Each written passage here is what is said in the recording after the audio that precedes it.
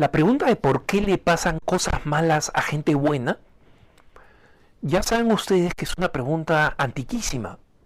Y hay todo un libro de la Biblia, el libro de Job, que se dedica fundamentalmente a este tema, ¿no? A por qué Job recibe todas las maldiciones que recibe eh, en función a lo que podríamos llamar una apuesta, entre comillas, entre el demonio y Dios, donde Dios afirma la, cuán genuina es la bondad y la fe en Dios que Job tiene, y el diablo le dice no, no es verdadera, es simplemente porque él tiene una buena vida, ¿no? Tiene una familia muy bonita, una familia extendida, tiene una cantidad enorme de empleados, tiene una gran cantidad de ganado, de terreno, es un hombre rico, exitoso, respetado, etcétera. Y como saben ustedes, al final, el libro de Job, digamos, las catástrofes de Job, no, acontecen muy rápido en el primer capítulo de Job. Y luego el resto es el debate constante entre los que supuestamente son sabios, ¿no? Incluyendo la esposa de Job, que le dicen, oye, mira, admite que has hecho mal porque no te estarían castigando si tú no hubieras hecho mal. Y Job responde de dos maneras, ¿no? Con un profundo lamento constante de, Señor, ¿por qué me haces esto? Con este cuestionamiento profundo. Y con la respuesta, yo no he hecho nada malo. Yo no tengo nada de qué arrepentirme. Tengo la conciencia limpia.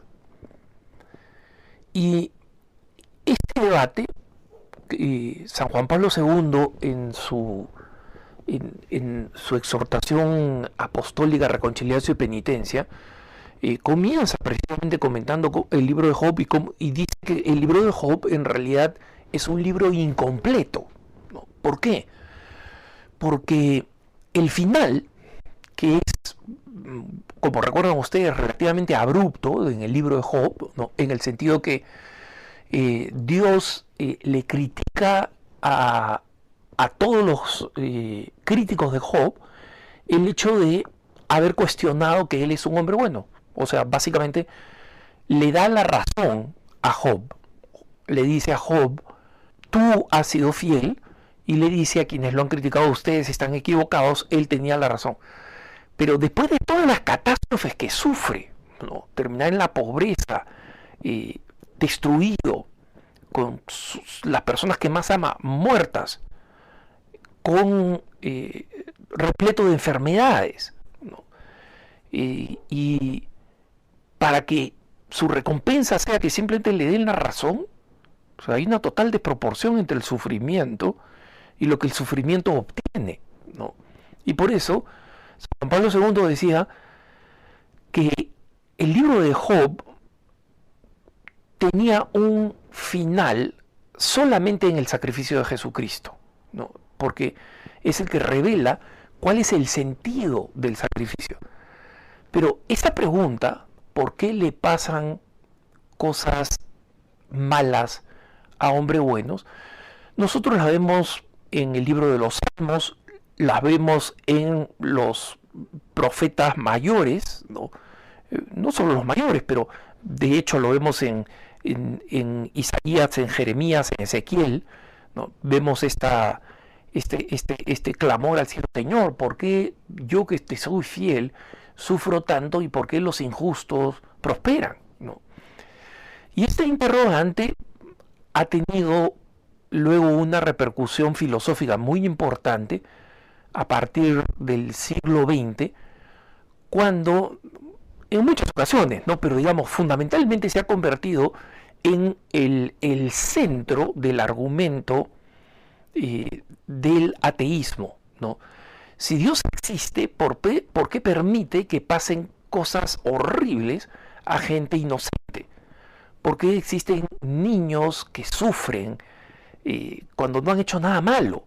¿Por qué existen poblaciones que se ven afectadas horriblemente por catástrofes naturales si Dios podría detenerlos? ¿No es Él el amo de la naturaleza, no es él el que abrió el mar rojo, no es él el que puso una columna de fuego y otra de nube para proteger a los judíos contra los egipcios.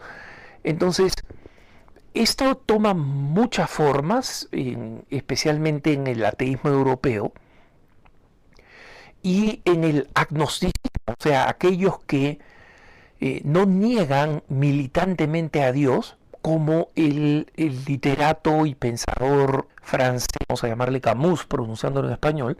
Camus tiene varias de estas novelas cortas, ¿no?, que son horripilantes. La Metamorfosis, El Castillo y todas son un absurdo horrible, ¿no? En La Metamorfosis, un jovencito despierta en la mañana y se ha convertido en una cucaracha gigante, ¿no?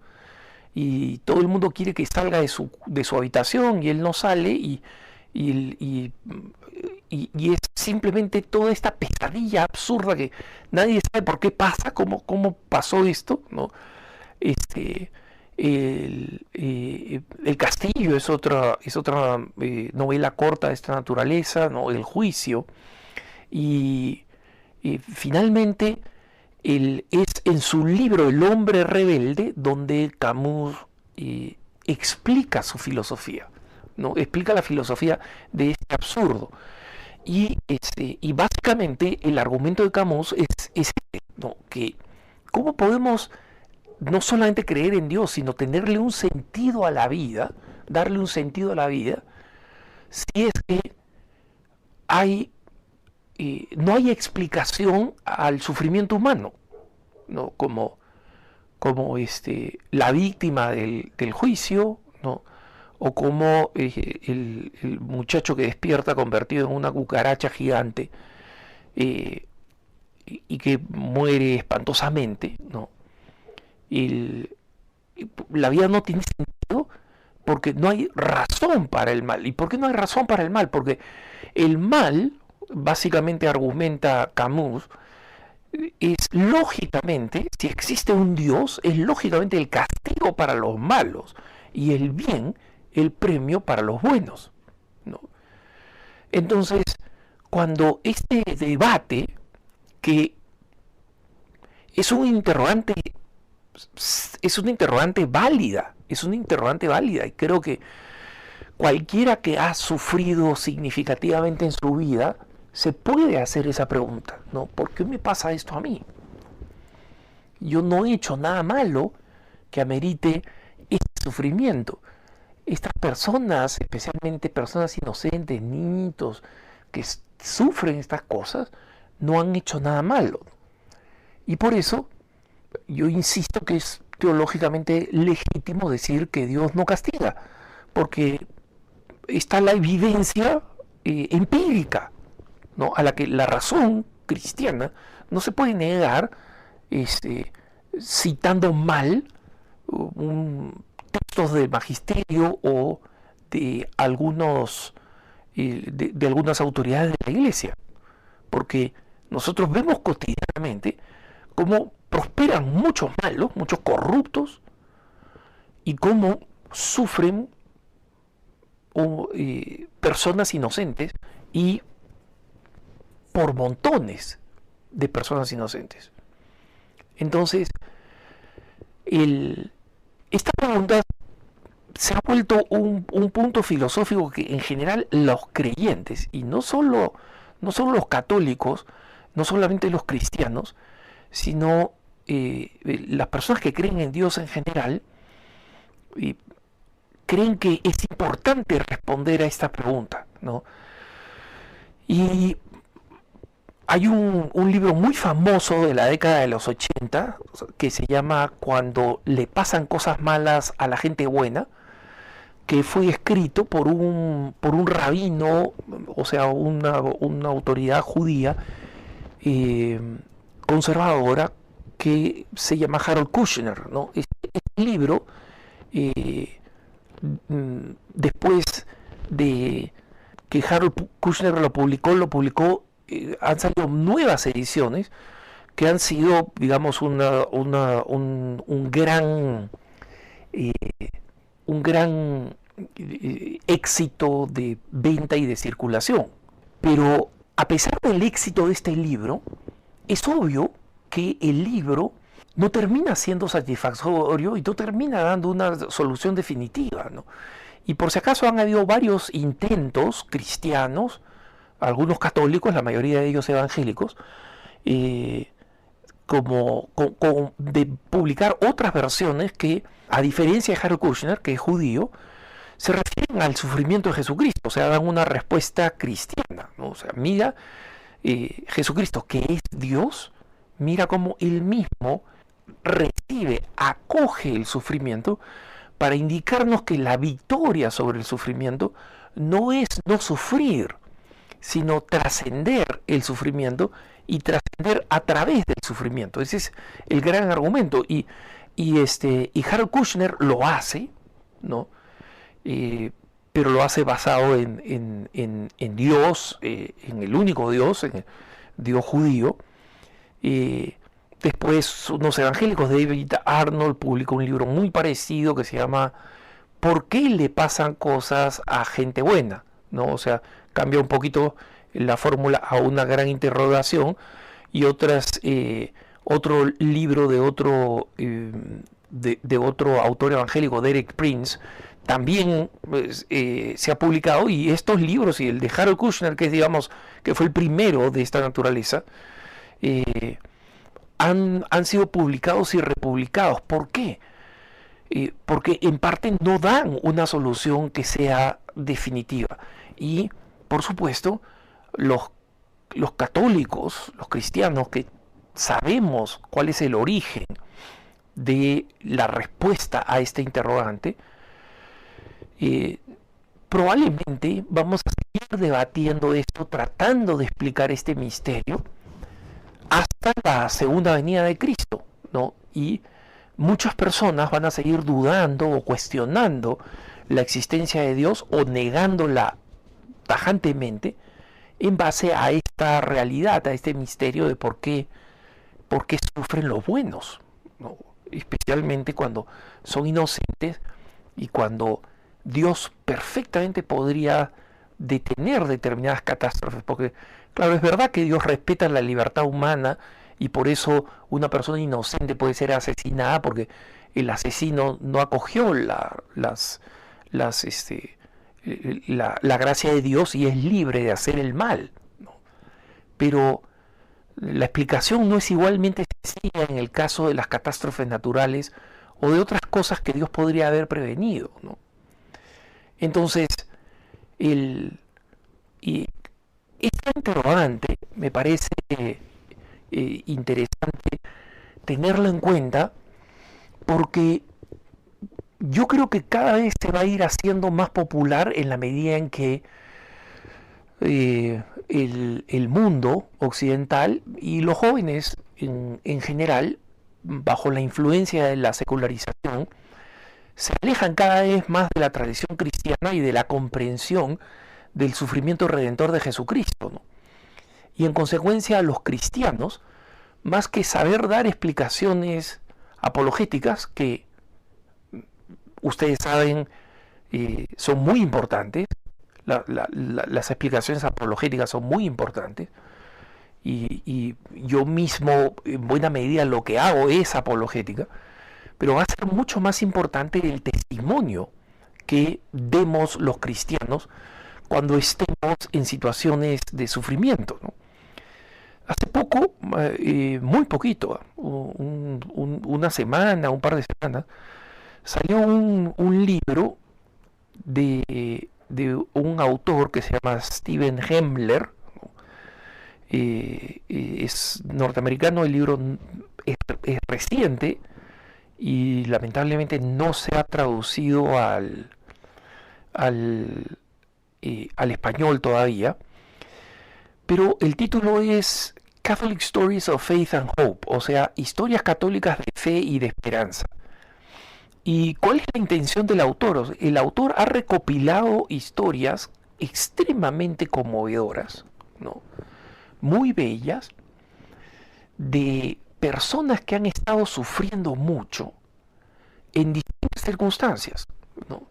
Personas que han perdido de manera inexplicable, violenta, seres amados, ¿no? Personas que de pronto han visto su vida transformada por un episodio gravísimo de su salud, ¿no? El descubrimiento de una enfermedad progresiva, etcétera, ¿no? Después están aquellos que han sufrido desastres naturales, otros que han sido víctimas de actos perversos, ¿no? Asesinatos, violaciones, etcétera. Y luego él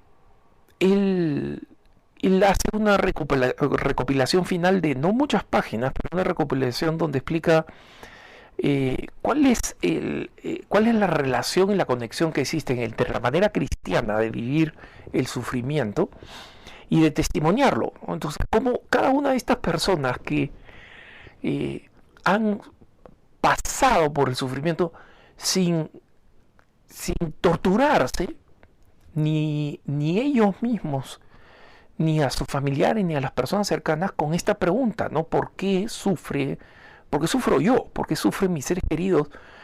¿Por qué sufrimos las personas que hacemos cosas buenas, que somos o tratamos de ser buenos cristianos? ¿Por qué nos pasa eso? Sino que, en cambio, se preguntan, ¿por qué el Señor me está dando esta oportunidad? ¿No? Y recuerdo acá un amigo que se enfermó de cáncer terminal cuando estaba en sus 30 y tenía un hijito de 5 años, esposa joven, y yo recuerdo que iba a acompañarlo a la clínica todos los días y le preguntaba,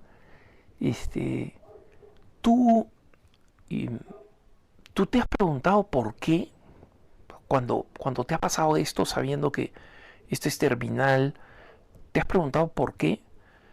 No, me dijo, no, me he preguntado para qué. Y murió como un santo, ¿no? Este amigo realmente murió una muerte muy edificante. Con su tipo de cáncer, era un cáncer al pulmón, él tenía extrema dificultad para hablar. Y sin embargo, él me decía, tráeme a los muchachos que quieren iniciar su formación cristiana. Y él, desde su cama, moribundo, les hablaba de cuáles son las cosas importantes en la vida, ¿no? Entonces veía esto como una oportunidad de apostolado. Entonces, esta pregunta va a seguir torturando a muchas personas buenas y no va a ser necesariamente un argumento hecho con mala intención contra los creyentes. Y en consecuencia, la respuesta, hasta que venga Jesucristo, va a ser sobre todo dar testimonio de cómo los cristianos sobrellevamos el sufrimiento siguiendo el ejemplo de Jesucristo. Que tengas un buen día.